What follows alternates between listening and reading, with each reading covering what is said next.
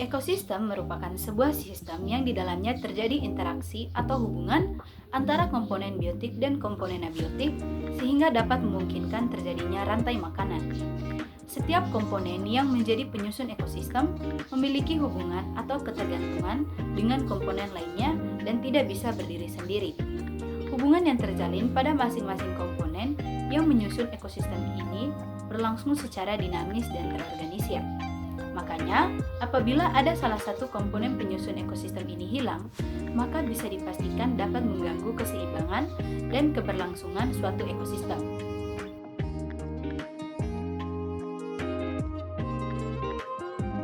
Berikut ini adalah dua komponen yang menjadi penyusun ekosistem.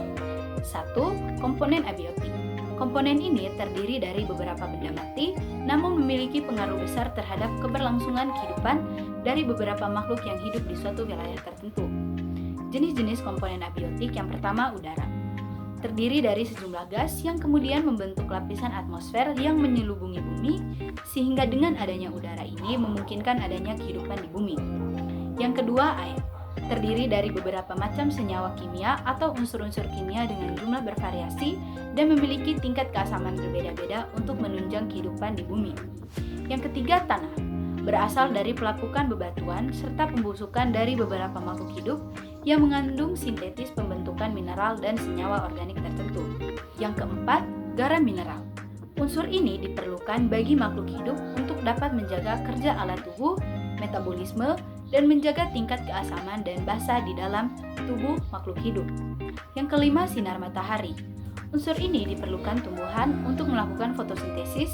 Selain itu, sinar matahari juga membuat bumi menjadi hangat sehingga beberapa makhluk hidup dapat tumbuh dan berkembang biak. Yang keenam, suhu. Faktor ini bermanfaat sebagai pembatas sekaligus penentu makhluk hidup yang hidup di suatu wilayah tertentu. Selain itu, unsur ini juga berpengaruh dalam menentukan keanekaragaman hayati yang dimiliki oleh suatu ekosistem. Misalnya, daerah yang mempunyai suhu yang sangat dingin, seperti daerah kutub, sudah pasti memiliki keanekaragaman hayati yang berbeda dengan wilayah gurun pasir. Yang ketujuh, kelembapan. Sama seperti suhu, unsur juga dapat menentukan keanekaragaman hayati di daerah tertentu, tetapi bedanya dengan suhu adalah unsur ini sangat dipengaruhi angin, sinar matahari, dan curah hujan yang dimiliki suatu daerah. Yang kedelapan, tingkat keasaman. Unsur ini sangat dipengaruhi oleh tinggi rendahnya curah hujan yang dimiliki suatu daerah, keberadaan aktivitas tanaman, dan kemampuan bakteri pengurai. Yang kesembilan, topografi wilayah. Bentuk permukaan bumi juga memiliki pengaruh besar dalam membentuk suatu ekosistem.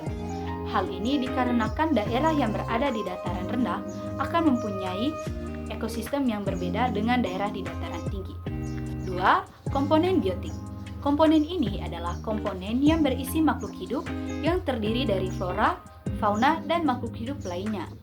Jika dilihat dari jenisnya, komponen biotik sendiri dapat dibagi menjadi 3 macam, yakni komponen autotrof, komponen heterotrof, dan dekomposer. Yang pertama, komponen autotrof. Komponen autotrof merupakan makhluk hidup yang memiliki kemampuan untuk mencukupi kebutuhan hidupnya sendiri tanpa campur tangan makhluk hidup lain. Contohnya, ganggang, fitoplankton, lumut, paku, dan beberapa tumbuhan berbiji. Yang kedua, komponen heterotrof. Komponen heterotrof merupakan makhluk hidup yang dalam rangka mencukupi kebutuhan hidupnya sangat bergantung dengan keberadaan makhluk hidup lain. Contoh konsumen tingkat pertama, konsumen tingkat kedua, dan konsumen tingkat ketiga. Yang ketiga, komponen dekomposer. Komponen dekomposer mempunyai tugas yang sangat penting di dalam menjaga keseimbangan ekosistem. Sebab, dengan adanya komponen ini dapat menguraikan sisa organisme yang telah mati untuk kembali menjadi mineral yang dapat digunakan untuk menunjang pertumbuhan produsen. Contohnya jamur, bakteri, dan lain-lain.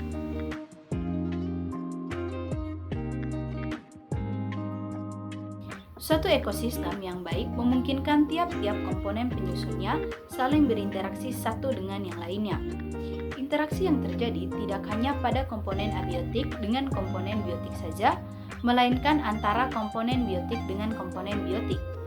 Contoh interaksinya antara lain yang pertama, netralisme. Netralisme merupakan hubungan antara dua spesies yang tidak saling mempengaruhi antar satu dengan yang lainnya. Di dalam interaksi yang dilakukan oleh dua atau lebih spesies ini, tidak ada pihak yang diuntungkan atau dirugikan karena memiliki kebutuhan yang berbeda. Contohnya, interaksi antar burung elang dengan gajah dan interaksi antara burung pemakan bangkai dengan kerbau. Yang kedua, kompetisi. Seperti namanya, interaksi ini terjadi pada dua atau lebih spesies yang saling bersaing untuk mendapatkan apa yang dibutuhkan. Persaingan ini bisa terjadi sesama spesies dan berlainan spesies. Mereka yang kalah dalam kompetisi dapat menyingkir atau mengalami kematian. Contohnya, persaingan pejantan untuk mendapatkan betina di musim kawin dan persaingan mendapatkan makanan antara singa dengan hiena. Yang ketiga, komensalisme. Komensalisme merupakan interaksi antara dua atau lebih spesies di mana satu pihak tidak merasa dirugikan, sementara di pihak yang lain merasa diuntungkan.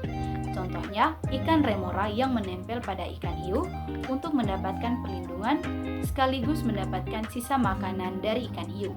Yang keempat, amensalisme. Amensalisme merupakan hubungan antara dua atau lebih spesies di mana satu pihak akan merasa dirugikan, sementara pihak lain tidak mengalami dampak apapun. Bunga Nerium oleander yang bisa menghasilkan racun yang dapat menyebabkan kematian bagi manusia. Yang kelima, parasitisme. Parasitisme merupakan hubungan antara dua atau lebih spesies di mana satu pihak akan merasa dirugikan, sementara pihak yang lain akan merasa diuntungkan. Contohnya, parasit yang menempel pada inangnya yang bisa membuat inangnya mati. Jika inangnya mati, parasit akan mencari inang baru. Yang keenam, predasi.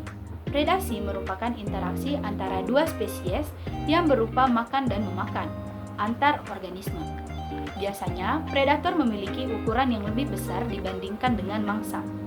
Keberadaan predator di alam liar ditentukan oleh jumlah mangsa, sehingga semakin banyak predator, jumlah mangsa akan semakin sedikit. Sebaliknya, semakin sedikit jumlah pemangsa atau predator di alam liar akan membuat jumlah mangsa semakin banyak. Contohnya, belalang sembah yang memangsa lebah dan ular sawah yang memangsa tikus sawah. Yang ketujuh, protokol operasi. Protokol operasi merupakan interaksi yang terjadi antara dua atau lebih spesies yang menimbulkan keuntungan bagi kedua belah pihak, namun hubungan atau interaksi yang terjalin bukan merupakan suatu keharusan. Contohnya, hubungan burung jalak dengan kerbau. Yang kedelapan, mutualisme. Mutualisme merupakan hubungan antara dua atau lebih spesies yang menimbulkan keuntungan bagi kedua belah pihak dan hubungan yang terjalin merupakan suatu keharusan. Contohnya, lichen merupakan hasil mutualisme antara jamur dengan ganggang biru.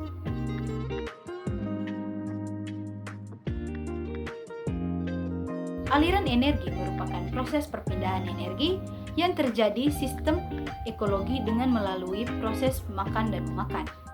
Proses ini terjadi dalam bentuk rantai makanan yang dimulai dari produsen hingga dekomposer. Selain terjadi dalam rantai makanan, aliran energi ini juga terjadi dalam jaring-jaring makanan.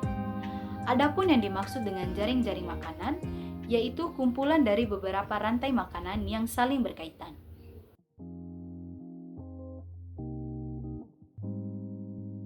Piramida ekologi merupakan susunan tingkat energi atau tingkat nutrisi yang saling berurutan menurut rantai makanan atau jaring-jaring makanan pada sebuah ekosistem.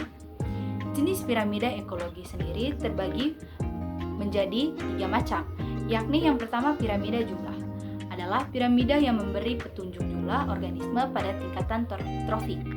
Yang kedua, piramida energi adalah piramida yang memberi gambaran terjadinya penurunan energi di setiap tahapan trofik. Dan yang ketiga, piramida biomasa, yaitu piramida yang menggambarkan berat atau massa kering total organisme hidup dan masing-masing trofik di suatu ekosistem.